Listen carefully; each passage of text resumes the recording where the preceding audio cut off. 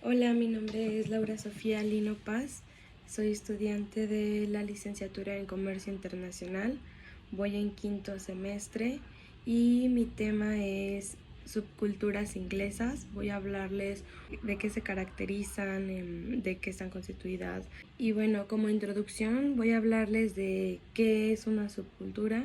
Y bueno, es un grupo de personas que comparten un comportamiento y creencias que son diferentes a los de la cultura dominante en su comunidad o en su ciudad. Y pues también mencionar que es un grupo que se diferencia de una cultura, ya sea por diversos motivos como orientación sexual, su edad, su etnia, sus gustos, etcétera. Bueno, uno de los objetivos que yo planteo con mi proyecto o con el tema del cual les voy a hablar es que ampliemos un poco más el panorama de las diversas culturas. Mi tema habla sobre las subculturas inglesas, pero no solamente con las inglesas, sino podremos tener un panorama más amplio hacia distintas culturas sin importar su raza, su etnia, sus gustos, sus edades, el cómo visten, etcétera. Y bueno, también hablar de esto que pues va relacionado con tener un poquito más de inclusión social, adaptarnos a los diferentes estilos de vida y evitar sobre todo la discriminación. Características de una subcultura. Bueno, esto ya podrían ser varias, como puede ser el hecho de que se vistan de una misma forma, como por ejemplo en el caso de los punks, que a ellos se les identificaba porque tenían su cresta, o por ejemplo los góticos porque siempre andaban vestidos de negro, o por ejemplo los rockeros porque pues siempre estaban con su cabello largo, con sus cadenas, escuchaban rock, etcétera. Y bueno, ¿a partir de cuándo se puede considerar que ya hay una subcultura? Y es que se pueden interpretar desde varias formas, desde el momento en el que ya comparten un mismo territorio o comparten particulares características que van formando una homogeneidad, como puede ser cultural, lingüística, de valores, de residencia, sus sentimientos, haciéndose creer pues que ya es un sentimiento de pertenencia y adaptan como símbolos muy similares ciertas tradiciones o ritos. ¿Cuántas subculturas inglesas se conocen o se conocieron? Bueno, por mi investigación se conocen más de 10 subculturas, aproximadamente de 10 a 15 subculturas.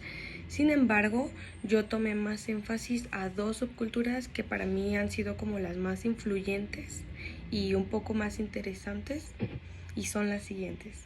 En el tema de la discriminación, por lo menos con los hooligans, sí, absolutamente ellos eran fuertemente discriminados porque eran unas personas eufóricas por defender su equipo de fútbol.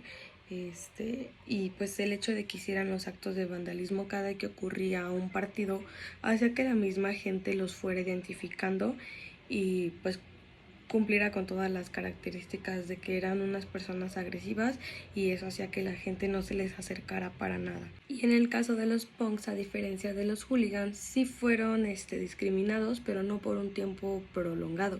Es decir, en un momento cuando inició, sí eran discriminados por su vestimenta, por la manera de expresarse, por sus huelgas, pero con el paso del tiempo esta cultura se ha mantenido y ha abierto más diversificación, por lo cual ellos han sido con el paso del tiempo mayormente aceptados. En costumbres, por lo menos con los hooligans, se veían envueltos en disturbios, actos vandálicos y peleas, que una de sus costumbres no tienen más allá alguna otra etnia o cultura más profunda o algo con un valor muchísimo más sentimental, más que la euforia y el fanatismo por su equipo preferido. su historia. Bueno, los hooligans aparecieron a principios del siglo XX. Nace de un deporte pues que es muy popular en Gran Bretaña, de la mano de una persona llamada Edward Hooligan, que era mitad inglés, mitad irlandés, que era conocido en la capital inglesa por ser muy habitual y empezar este tipo de peleas violentas después de los partidos que se generaban a lo largo del equipo Manchester City. Ya no importaba cómo quedaba el marcador, ellos solamente iban a generar conflictos. Esa era como que la costumbre o la regla general. En el caso de los punks, pues ellos tenían la idea de hazlo tú mismo. Ellos rechazaban cualquier tipo de dogma y no buscaban una única verdad.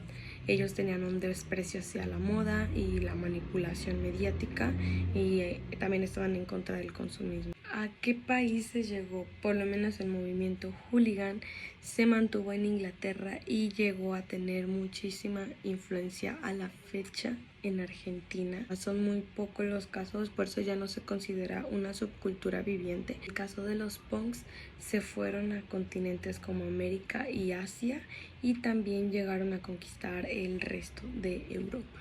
Actualmente radican en el mismo lugar.